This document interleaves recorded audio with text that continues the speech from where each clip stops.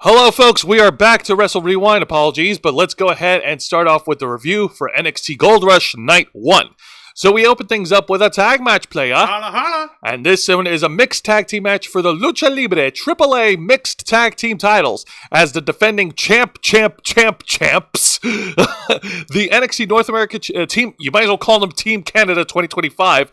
Yeah, they pretty much are. Yep, the team of the NXT North American champion All Ego Ethan Page and the now two-time WWE Women's United States champion Chelsea Green, taking on this newly formed alliance of the returning Thea Hale and the prestigious one, Joe Hendry. And he appears. I believe in Joe Hendry. That's right, folks. Joe Hendry has decided to go after the gold, and he's got himself a new friend. A new protege, an apprentice, an understudy, a buddy. Yes. He's trying to teach her the power of motivation. Or the power of motivation, the power of the prestigious one. Exactly. Well, for starters, she's going to need a little bit more peroxide in her hair. Sorry, Thea. I ain't ragging on it on any lady. I know better than to try and put down any lady for her looks, except if she's a total asshole. But Thea Hale doesn't quite have the same pristine brightness in the blondness of her hair as Joe Hendry does. Oh my goodness! Just an observation. Nothing meant by it. All my love. All right, allow me to counter your argument. I don't think she needs all that if she looks good in blue. And she looked really good wearing blue. Yay. Yay. All right, so here we go. The Joe Hendry and Thea Hale versus Team Canada for the Lucha Libre mixed tag team titles. Lucha Libre AAA mixed tag. The AAA. Fine, AAA mixed tag team titles. Let's go. So we start things off, of course, with Thea Hale and Chelsea Green in the middle of the ring, going at it with the graps. Thea Hale, of course, displaying a lot of her speed and agility and her intensity. Like, that's one of the things that fans love about her, is that she, as good as a wrestler she is, her facial expressions, her body language, she brings a level of intensity and believability in the ring, and the fans are all behind it. It's simple. She is the hype girl. She is the Genki girl. She is the girl that is excited about doing all the crazy shit. She likes doing the crazy shit. She likes being excited doing crazy shit. So you need to be excited with her. And now that we're back on air, Wings of Eternal Night and Hassan Terrell are back on here. Yay! Okay. We're fine. We're just running the program on safe mode and hoping to God it works. Yeah, exactly. All right, yeah. so Wings of Eternal Night says Sol Ruka is my girl right now with her finisher, the Soul Snatcher. Oh, we're gonna get to Sol Ruka a little bit later here, but let's go ahead and continue talking about the opening tag match here. So Chelsea Green, Thea Hale. Chelsea Green's in all sorts of trouble with Thea Hale, and so and you know something. The one thing I like about Thea Hale, she's an equal opportunity ass kicker because she also delivers a little bit of an ass kicking towards Ethan Page a little bit later. But speaking of Ethan Page, okay. So for the men's, oh shit. So we get to the men's portion of the tag match, and Joe Hendry's already flooring Ethan Page, knocked him down with a series of shoulder tackles, an incredible display of strength with the delayed vertical suplex. The fans were loving it, and we even got a moment where Joe Hendry and Thea Hale did the pose off. Oh my god, the fucking the camera zoom. The camera zoom. Yeah. Oh no, it was great. It was really fun. We got a little bit of a distraction from Alba Fire at ringside, who was there supporting Chelsea and Ethan. And when we got back from commercial break, Team Canada took control of the match, and they were wearing down Thea Hale, and things are not looking so good. But, of course, later on, they were able to rebound. And this moment is awesome. This is so cool. Because, like, Thea Hale and Joe Hendry, what they did was they whipped their respective opponents at each other. They almost collided, as you can see. And Thea Hale and Joe Hendry just walloped them from behind. It's so awesome. Clonk. There's like, okay, fine. Y'all didn't clonk for us. We'll just clonk you ourselves. All right. But yeah, no. Thea Hale, despite being dominated a lot by Chelsea Green during this match, was able to hit an incredible comeback. She hits an incredible suplex to Chelsea Green. She gets the fisherman suplex with a bridge pin. Yes, she's got her feet tippy-toed up, Michael Jackson style. Pretty much. She tags in Joe Hendry. Joe Hendry gets into hot tag, and he lays out Ethan Page with a fallaway slam. And then, go ahead and show that, because Thea Hale, she got a chance to mix it up with the North American champion, hitting him with a super kick, and also locking in the Kimura lock. Oh, really? She got to lock her submission in on Ethan Page here. That's fun. That was really fun.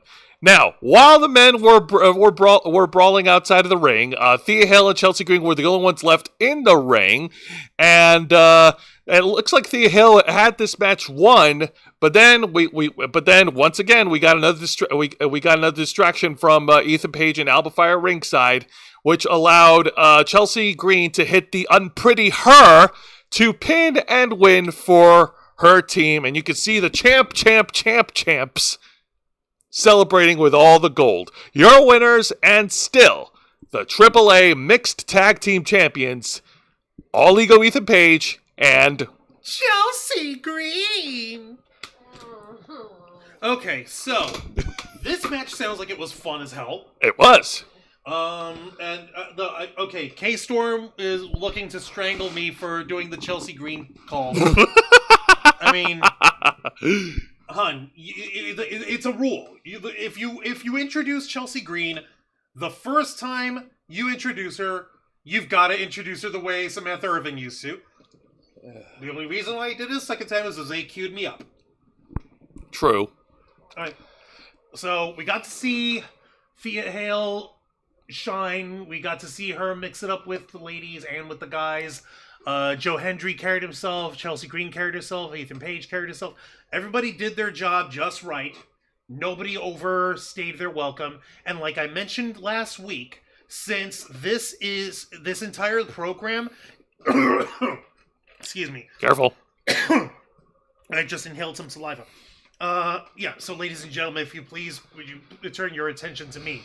The entire program for the setup for this match was set to elevate Thea Hale, to show, hey, Joe Hendry, the most over guy in indie wrestling and in the internet in terms of pro wrestling characters, he gives his stamp of approval. They're going up against two veteran bad guys who are just like freaking. These two are ebony and ivory as a fucking tag team here. Ethan Page and Chelsea Green, like.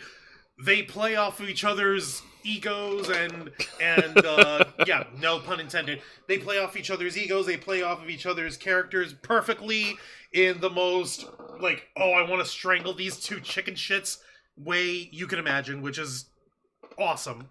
Exactly. And also a personal shout out to Joe Hendry, because I actually read a report from Fightful that Joe Hendry, now that he's signed with WWE, he's apparently making WWE main roster salary as opposed to NXT salary, because the belief is that they're going to call up some NXT guys very soon, and Joe Hendry is going to be one of the fixing points for NXT, but not for long, like, because they're going to fast track him up to either Raw or SmackDown. Okay. I was going to say, as far as his salary goes, he deserves main event money to begin with, on account of him having, he's coming in with plenty of build-up and with plenty of prestige from his time in... Nope, it came back. This is getting annoying, man. What the hell? This is getting annoying. Yeah, no, it is. We're really sorry, guys. We're trying to, we came back over here, and the blasted computer is just being redonkulous with us. So I was trying to do some adjustment on the stream output processing on the fly. That might have been what kicked us the second time, but I'm just hoping that that's not the case. The point is, we're here, we're okay, and we're hoping y'all are okay too.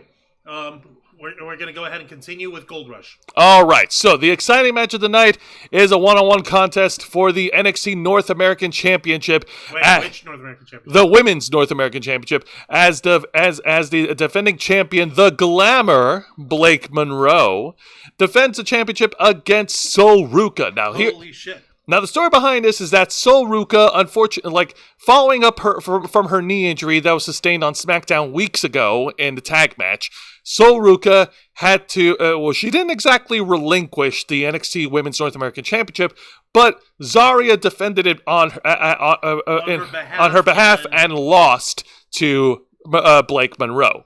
Which cost Sol Ruka her North American Championship. Yep, and for the past couple of weeks, heading to Gold Rush this week, there has also been some building tension, some friction between the friendship of Zarya and Sol Ruka. So this is definitely going to come into play tonight for this review. And as for the Trouble in Paradise, Blake Monroe's relishing all of it. God damn it, woman! So How dare she? This vile and detestable lady. How dare she? Let's see how they whip each other. So the story in this match is that, of course, because she's now here's the thing. Just because Sol Ruka is medically cleared, that doesn't mean that she is 100% fully recovered. And hence that hence the knee brace, and that actually plays into the match. The story of the match is, of course, because said knee brace is visible and is protecting the knee. Blake Monroe, the beautiful English shark that she is, smells already. She was an Aussie. Nope, she's from England. Right. No, it's Tony Storm, who's from down under in New Zealand. Yeah. Okay. Now, thank you. As I was saying, Blake Monroe, the beautiful English shark that she is, already smells blood in the water, and she tries to go after the knee of Sol Ruka. So she targets the knee throughout the entire match, and we see Sol Ruka, of course, selling the injury every time she hits a high-flying maneuver like this. Favoring the knee, trying to keep weight off of it, trying to keep it protected. Yeah. Exactly, it's crazy. It's gotten to the point where even she tried to do certain maneuvers on one leg. Fucking seriously, woman? Fucking crazy. Yeah, no, this woman's crazy. But that's why we like Sol Ruka. All right. So, getting back to the subject here. So the native from Honolulu, Hawaii, continues to apply the pressure on Blake Monroe despite the knee disadvantage. At least she didn't take an arrow to the knee. That would have been painful. Is she married? Not that I know of. She's not married, then no arrows in the knee. Okay, that is a good rule. Thank you. No, that's what it means. Oh. Taking an arrow to the knee is an expression for getting married. Because what happens when you take an arrow to the knee? You kneel. What else do you do when you kneel on one leg? Propose to someone. I thought it was just a Skyrim joke. It is a Skyrim joke. But that's the meaning of it within Skyrim. Oh, got it. Everybody get that? Thanks for that. All right, let's continue with the match here. So, right, moving on. Yeah, no. Hang on. Yep, focus up. Okay, let's show more pictures. All right, you didn't give me too many to work with for this match. Yeah, tell me it was just a slog. Oh shit! And it makes no sense. And now now we're back. All right, so as Juan mentioned, Blake Monroe definitely belongs in the WWE because of her ability to sell and her ability to make convincing expressions, like her writhing in pain right now. Nice bra. I know, right? Oh yeah, that is. I have one that's supportive. Well, yeah, of course. I mean, you need the right support if you're the Glamour. Now, as I mentioned earlier, during this match, Blake Monroe targeted the right knee, the injured knee of Sol Ruka. She's been locking in the single leg crab, just kicking it, stomping away on the knee, trying to take advantage of Sol Ruka. And Sol Ruka has been putting in a lot of work. She made a comeback.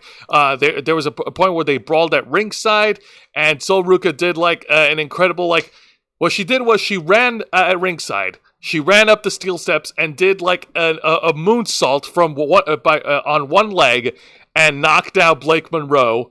And she's already putting in so much effort into it. And then near the end of the match, I have pictures.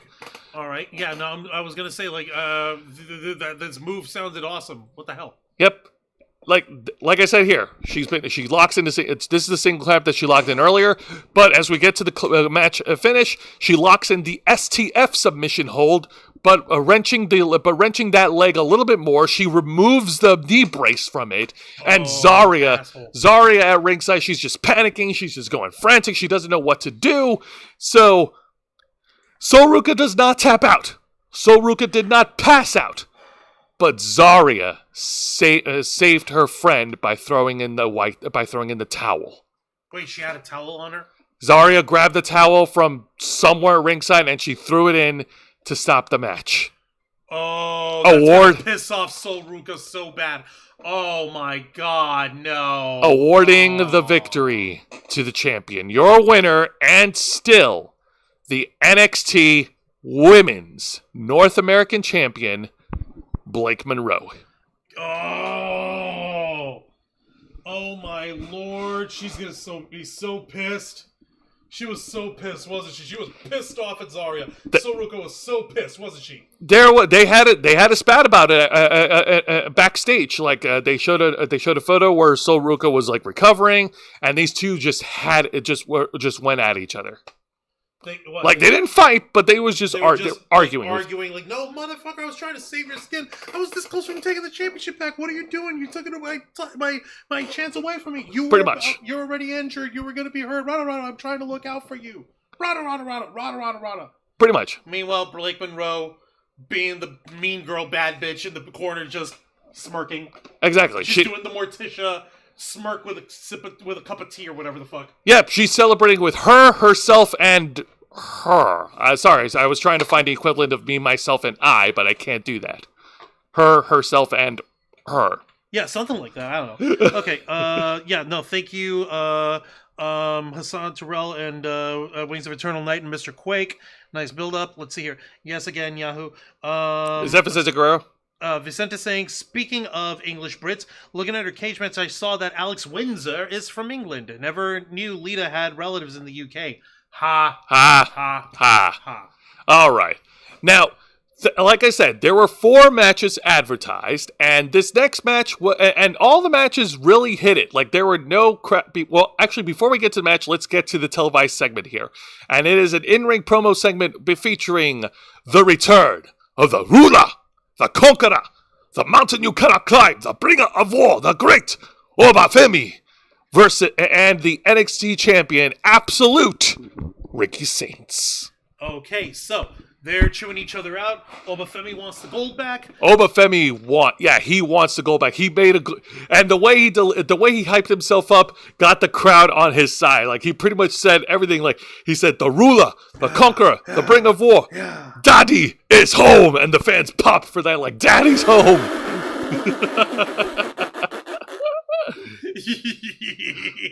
He stole the fans with that promo off between the two. Okay. All right, you've got to hand it to him in this regard.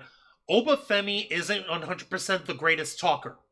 Ricky Saints has him clocked on that. Ricky Saints' excellent personality, excellent mic work, excellent mic skills. Of course, excellent in the ring too, the both of them. But the point is that Ricky has him cleared when it comes to the gift of gab. So the fact that Obafemi was able to get the crowd over, and with that fucking daddy's back line of all things, just slaps my gob here. Just stops my gob. But of course, interrupting the proceeding. Mr. Quake was saying, it's me, myself, and glamour. And for Blake Monroe's case. You know what, that works. Herself and glamour. But every party has a pooper, and that's why we invited Tricky, because Tricky interrupted the proceedings, and he's once again trying to insert himself into the championship picture, despite the fact that he lost twice to Absolute Ricky Saints.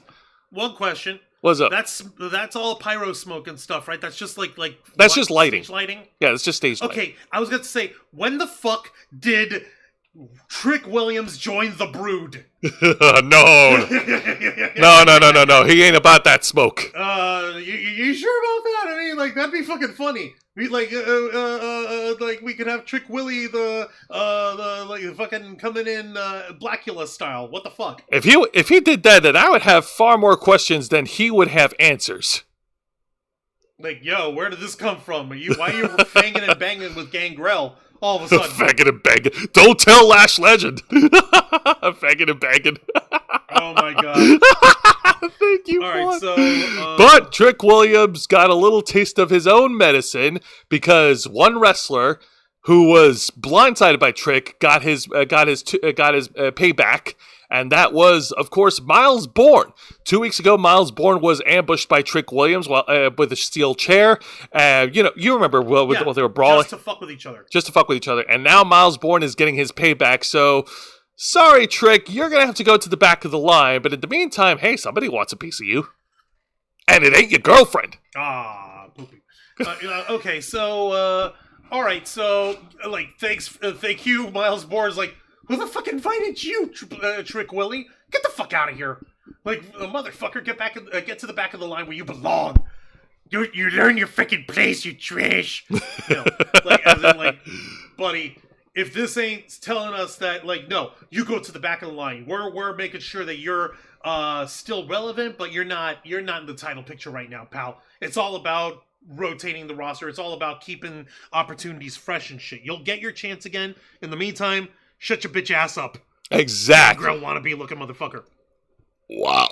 All right. Now let's get over to the other. Did Elba Femi and fucking Ricky Saint do anything about that? Did they? Nah, they were just basically like arguing with each other in the middle of the ring while that shit happens. Like, because at this point, they pretty much washed their hands clean of Trick Williams. Like, what the hell is he doing over here? I don't know. Something about having. I don't know. Something about thinking he deserves a title shot. Pretty much. Some shit. Now, this is the honorable mention section here. No bad matches, again, between the 4 matches that were advertised. And it goes to the tag team match for the NXT tag titles, as, of course, Dark State, Dion Lennox, and Osiris Griffin successfully defended their tag titles against the team of the TNA X Division champion Leon Slater and the young OG, Javon Evans. All right, so a pair of flippy boys, one British, one American, going up against these Dark State guys. It was a fun tag match. It was great. It was a lot of high flying action with the baby faces, but unfortunately, even the best high flyers could not overcome the numbers game. They went flippy dippy. But it wasn't enough because it's 4-on-2 disadvantage. Wait, again, still the fucking Dark State guys were still on the outside? Yes. You gotta be kidding me. At least freebird those fucking titles if you're gonna play around like that. No, unfortunately, that's not a thing. Yes, that's a thing. That's why that you call it freebirding, because I don't think it applies to NXT. Why not? Well, maybe it does. I don't know. What, does fucking Shawn Michaels and Ava have some beef with Michael Hayes or something? No. Let them freebird the tag titles. I'm trying to remember my history because they did freebird the NXT tag titles with the Undisputed Era, but that was years ago. Okay. So I'm not sure if that still applies today. I don't know if they did away with the rule, but the point is, it was a great match, but unfortunately, it was all for naught. As Dark State was able to pick up the victory. Your winners, and still the NXT Tag Team Champions, Dion Lennox and Osiris Griffin. Dark State. But can we give a shout out to Javon Evans, because Javon Evans, he had a great standing. He got a great match against the returning Gunther on Monday Night Raw in the Last Time Is Now tournament. Whoever wins gets to challenge John Cena in the last match, and Javon Evans has got a huge endorsement from John Cena. Apparently saying that Javon Evans represents the future of WWE. The flippy boy. Yeah. Is giving John Cena the old thumbs up. Oh, shit. John Cena gave the flippy boy the old thumbs up. Yeah, no, I was about to say, what do you call it? This must have been the moment between John Cena and The Undertaker when Undertaker was champion, after Cena had his very first match on TV against Kurt Angle, and Undertaker gave him the thumbs up there. And how did Cena respond there at the end? Just, Oh, Yeah. that is why we couldn't see him. His hand received the gift of the dead man. I just figured out the lore of the You Can't See Me. I win. Thanks. Now let's get over to the main event of NXT Gold Rush Night 1. And this is a rematch from Halloween Havoc. These two girls are going to run it back for the NXT Women's Championship as the defending champion Tatum Paxley puts her title on the line against JC Jane, the leader of the Fatal Influence. All right, so Tatum. We know that she's been dealing with her buddy over here, what's her face? Izzy Dame. Izzy Dame, trying to hold her back this whole time. Very transparently, very obviously, very on the fucking nosily. Like, okay, this bitch is gonna betray her one way or another. I don't fucking know. No, I refuse to believe that. Everything is fine. Their friendship is fine. The culling is fine. Okay? There's no tension. There's no trouble in paradise. Everything is okay. Tatum has got this. We're going to get to it right now. You sure they're fine? Yes! They are fine. Okay. Let's go. Methinks that doth protest too much, but okay, whatever. So, of course, Tatum Paxley is showing off that she is a defending champion. She is not going to back down from any challenge. And, of course, you got the bodies at ringside. You've got the Fatal Influence at ringside, and you've got the culling at ringside. So you got all the pieces together here. And Tatum Paxley, of course, is not going to back down easily from the former champ. And neither is JC Jane. Okay, so it looks like the match started off with Tatum dominating here and dominating well. Yep. And then as we get closer to commercial break, go ahead. We got some incredible high-flying action from Tatum Paxley. She does an incredible moonsault, wiping out all the Fatal Influence at ringside. Nice. Much to the fans' delight. Yay! Yay! I mean, who doesn't like that? Like the whole deal. It's perfect. It's like literally Tatum Paxley can hold her own. She is capable. She is a more capable young lady and wrestler and person than Izzy Dame gives her credit for. You know, she's not as ditzy as she comes off. She knows how to hang. Exactly. It's gonna bite her in the ass, isn't it? No, it's not. Why do you say such things? What is wrong with you? Everything is fine. Now, I don't know. This doesn't really feel like it's... Shut up! Silence! Everything is fine. Now, moving on. So, as we get back from commercial break, of course, JC Jane continues to take Tatum Paxley to task. Tatum Paxley was able to hit another comeback on JC Jane, even at one point evading one of her cannonball sentons, and she hits her with all her moves. She hits that crossbody attack at the corner of the turnbuckle that I like. Yeah, it's awesome.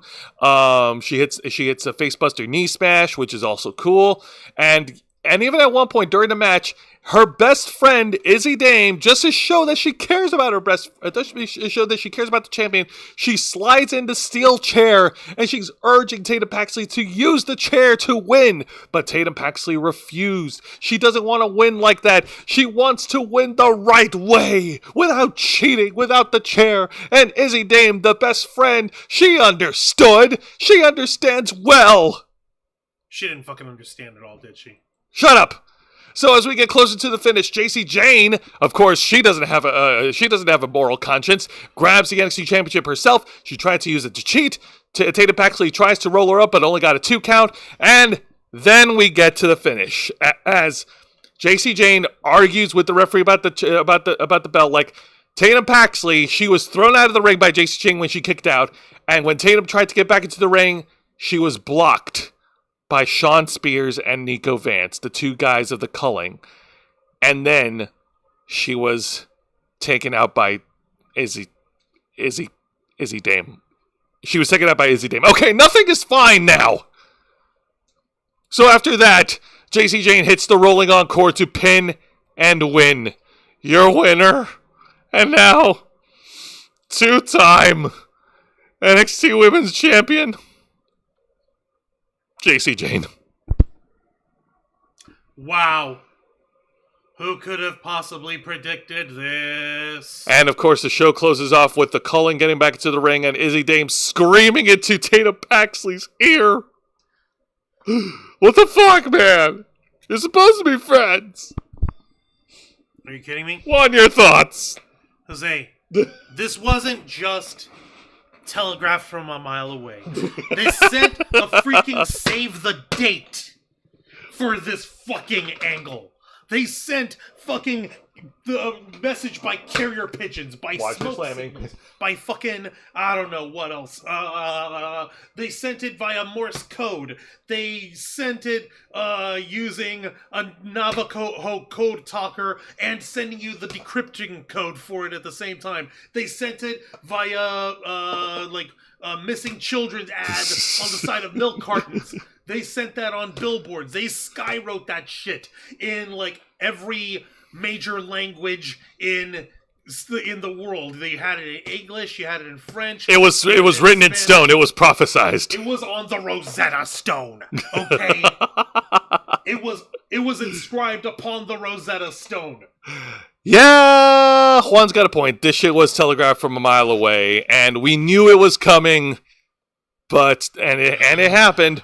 And it really sucks because it really cuts Tatum Paxley's first title reign short by 2 weeks. We're only 2.5 weeks removed from Halloween Havoc? It's the whole point of it is that they are trying to say, oh no, Tatum Paxley's too nice to be part of the culling. She's too good for them because she really is a good champion. She really is a good wrestler. And it was her dirty cohorts who turned on her, who keep her, and she's not the same as them because she's got a heart and everything, even though she's a creepy, kooky, teehee girl. That is true. That's like you saw this shit coming a mile away. Another argument. But still, the fact that of it unfolding before us is just what got everybody so pissed off. I mean, look at fucking poor Tatum's face. She is bawling her eyes out here. Yes, she is. It's God sad. Damn. And yeah, no, I mean, come on, man. She's lost so many friends. She's lost the Diamond Mind. She's lost Chemical X. Chemical X with Shotzi Blackheart and Gigi Dolan. Lyra Valkyria, her friend, is too busy on Raw. Right. And so, yeah. And another argument can be made that maybe her title win at Halloween Havoc was more of a feel-good moment because she wrestled in her home state of Texas. So still, that wouldn't be too much. Let me take a look in the chat over here while we continue. Let's see here. Rubber Band Man. Let's see here. Flyboys. Freebirds versus the Shield. Thurlander from LFG. Evolved. Rose Javon. Leon. The Playboys. Okay, I'm going through all the stuff that Mr. Quake's also saying. Nice build up for the betrayal. Izzy. Nope. Big boot. Strike 1. Strike 11. Izzy Big Boot. She's out of here. Nice solid build. Nice HBK. Take notes. Triple H. 2 times with Mandy Rose. Let me see here. Fax and Lyra and Tatum as a tag team. They were awesome. You're damn right they were awesome, Mr. Quake. And Vicente was saying even Sheamus gave respect to Javon Evans weeks ago after a hard-fought match on a house show. Basically, Sheamus said Javon is the future. And the right way usually means seconds away from losing. Sorry, Tatum. Yeah. It's such a pain. It is a pain. Because if it's done right, even if you see the shit coming a mile away, if you're invested in the characters of Tatum Paxley and Izzy Dame, if you're invested in how their behavior and how they're giving you the performance and the promos and stuff, then it won't matter how far away you see it. You'll still be drawn in the drama and you'll still enjoy it. And those growlers head furs are ridiculous, honey. I never understood it, but okay. All right. Now let's shift gears and go over to this week's edition of AEW Dynamite. Like the fuse hit the boom dynamite. This week's AEW Dynamite is the go-home show before their pay-per-view event Full Gear, and they hosted another 3-hour broadcast. The 2 hours going to Dynamite and the 1 hour going to Collision. Why don't they just do that from now on? Save yourself some money, Tony. Or, do what WWE's doing and expand Dynamite to 3 hours. Ew. So, the first match here, I'm just going to start over here. I'm sorry, Jose. I'm not going to give you any more oxygen for this ridiculousness. So, the opening match here is Yes, Yep, the opening contest is for the number 1 spot in the Casino Gauntlet at AEW Full Gear, and it is Bobby Lashley, the former WWE World Champion, versus Ricochet, the former WWE Speed Champion. Exactly. Now, I don't have any pictures for this because I kid you not, this match was fucking short. We started off with an impromptu promo segment from Ricochet, taking a dig at the fans of Boston. He was even wearing a Philadelphia Eagles sweater to get heat. Seriously? And he was also saying hi to his wife, Samantha Irvin. And, was Samantha in the audience or whatever? Or was he just, like, giving her a shout-out? He was giving her a shout-out, and it was basically just a series of, just one more thing. Oh, just one more thing. Until eventually Bobby Lashley grabbed him and yeeted him onto the gates of agony at ringside. Like, bitch, shut up. Yep. And throw the whole man out. Throw the whole man out, and the match started. And like I said, this match was only, like, maybe 5 minutes because Ricochet, despite getting the early jump, despite actually competing against Bobby Lashley and hitting him with all the moves, like hitting him with the shooting star press and tried to go for the spirit gun, Bobby Lashley came out swinging. He destroyed Ricochet. He just tanked all of his with moves, one damage. Shooting star press, 1 damage. Freaking diving elbow from Ricochet, 1 damage. Yep, Bobby Lashley. He flicked 9. Yeah, pretty much. He hits Ricochet with an elevated one-arm spine buster before knocking him down with a spear to pin and win. Your winner, Bobby Lashley. He's going to be the first man in the Casino Gauntlet match. Fuck yes, my boy won. Yay. Well, the right guys are winning over here, and that's what matters to us. Because, like, let's face it, like the way Ricochet and the Gates of Agony, what's her name? The Demand. Yeah, no. Nobody demanded you guys. Except for Tony Khan. Just like, why? We got to give Ricochet something to do because apparently being Twitter Ricky is a way to develop character, yeah. No, props at the very least. Ricochet knows his role here. He knows he was there to piss everybody right the fuck off, and just laying on the fucking promo shticks, nice and thick, to give everybody behind like, oh my god, shut up, oh my god, and finally Bobby Lash is like, let me put him on mute for a second. Yeet. That's at least intelligent. That's at least okay, play to the strengths of each of the characters or of each of the wrestlers over here and get the people to get invested in the match or more than just, oh hey, we got some great graps going on.